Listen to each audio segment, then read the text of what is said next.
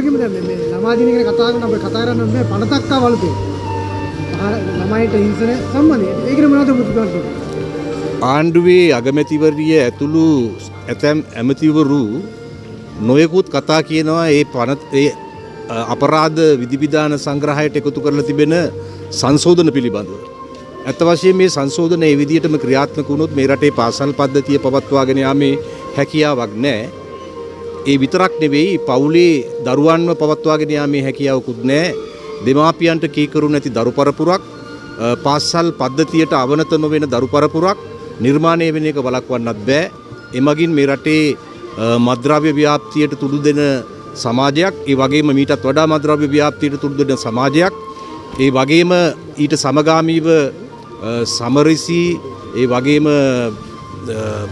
වෙනත් පාර්ශවික ලිංගික ප්‍රවණතා ඒවා වර්ධනය කරන ව්‍යාපාරයකත් මේ ආණ්ඩුව ගමන් කරමින් තිබෙනවා. මේ සියල්ලම එකට එකතු වුණාම අවුරුදු 16 ඉහළ දරුවන්ට ලිංගිකත්වයේ පුරුදු පුහුණු කරන්නත් මේ අය කටයුතු කරමින් ඉන්නවා. දරුවන්ගේ බාරකාරත්වය දෙමාපියන්ට ගුරු දෙගුරුන්ට වෙනුවට අධිකරණයට බාර දෙන තත්වයකට පැන නැගිලා තියෙනවා. ඉතින් මේ සියල්ලම වෙන්නේ අපේ ඓතිහාසික සමාජ සංස්කෘතික පසුබිම විනාශ කරලා, පවුල කියන සමාජ ඒකකය විනාශ කරලා දරුවන්ව කොහෙටවත් වග කියන්නේ නැති, කොහෙටවත් පාලනය කළ නොහැකි අනාගත පරපුරක් නිර්මාණය කරන එක. මං හිතන්නේ ඒක මේ රටේ දරු පරපුරේ ශික්ෂණයට සහ හැදියාවට අපට උරුම සංස්කෘතික පසුබිම යටතේ උන්ට හැදියාව ඇති කරන්න බාධාවක් බවට පත් වෙනවා. අයි රජයකට මේ වගේ දේවල් කරන්නේ දැන් මේ වගේ ක්‍රියාමාර්ග කඩිනමින් ගන්නේ මොකද්ද ඒක දින?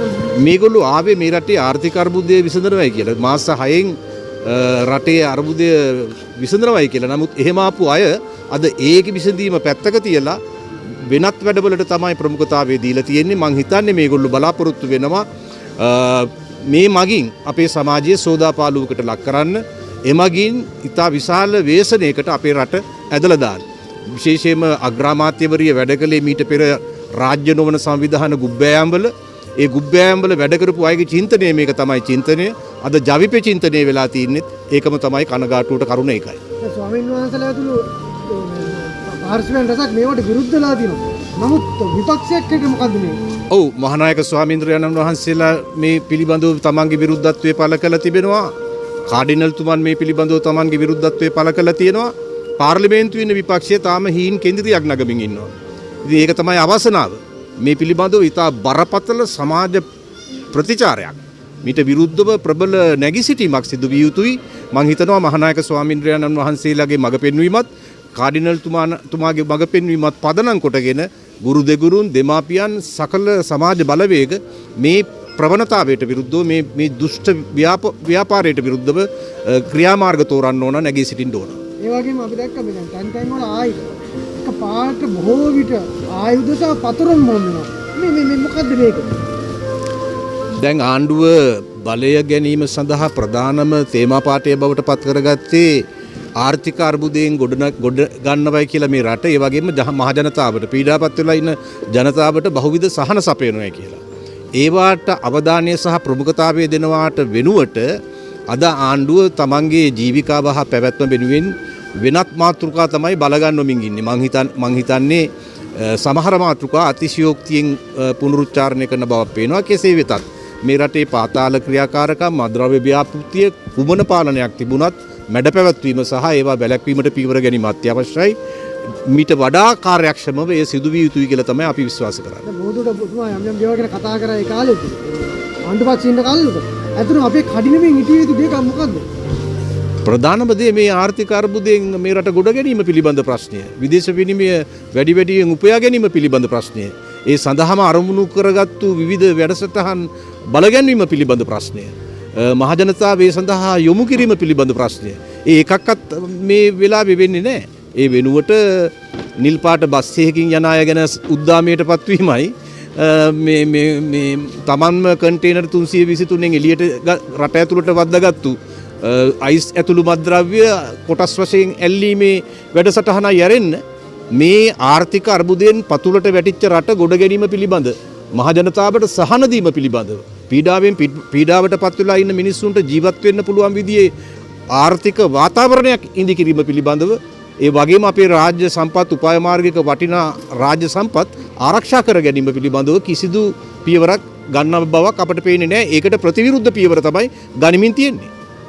ඒ වගේම අපි දැක්ක මේ අයවැයෙන් ආයි බදු පැනීමක් සිදු වෙන්නේ නැහැ කියලා කතාවක්. ඔය ඉතින් පනවන්න තියෙන ඔක්කොම බදු ඒ කියන්නේ ආයි කෙලින් හිට ගන්නත් බැරි වෙන විදියට පනවලා තින්නේ.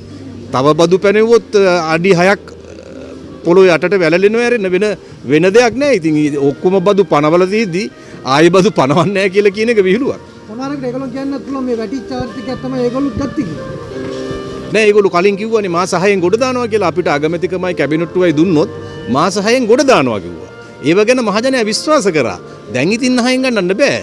ඒව ගැන විශ්වාසය තියලා තමයි මිනිස්සු ඔය කියන ජනපරම දුන්නේ. එහෙමනම් එදා ඔය කීදී මේ පච හලන්න නැතුව ඉන්න ඕන.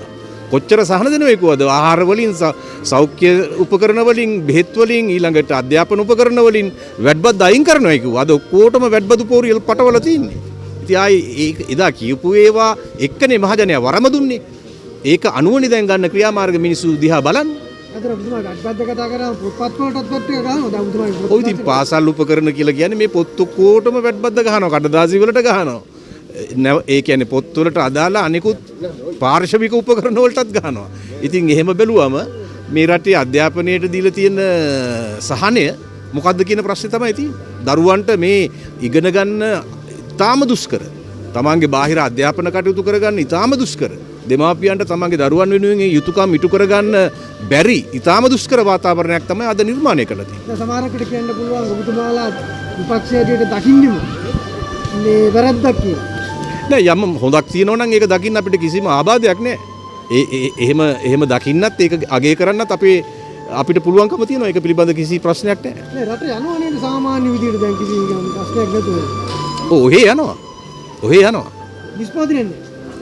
කොහෙද අලුත් ආර්ථික දැක්මක් අලුත් උපාය මාර්ගික නායකත්වයක් මෙහෙවීමක් කොහෙද තියෙන්නේ? තාම අවුරුද්දයි කිව්වොත් අවුරුදු මාස 6න්නේ රට ගොඩ දානවා කිව්වේ. මම නෙවෙයිනේ කිව්වේ. අනුර දිසානායක ජනාධිපතිතුමා ජනාධිපති වෙන්න කලින්නේ. අනික ජනාධිපතිකම නෙවෙයි අගමැතිකමයි කැබිනට්ටුවයි ලැබුණොත් කරනවා කියලා කිව්වේ.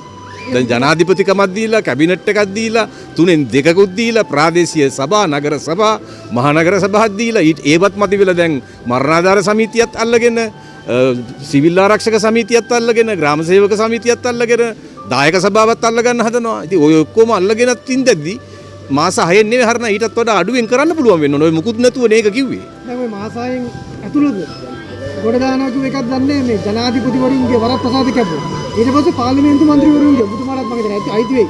වරප්‍රසාද කපන්නේ ඉන්නේ පෙන්ෂන් එක නැති කරන්නේ ඉන්නේ. ඔය ඉතින් ඒ වගේන් තමයි ආණ්ඩුවේ පැවැත්ම ආරක්ෂා කරගන්න බලන්නේ. මුකුත්ම නැති එකේ එහෙම හරි කරලා යාම බේරගන්න තමයි බලන්නේ.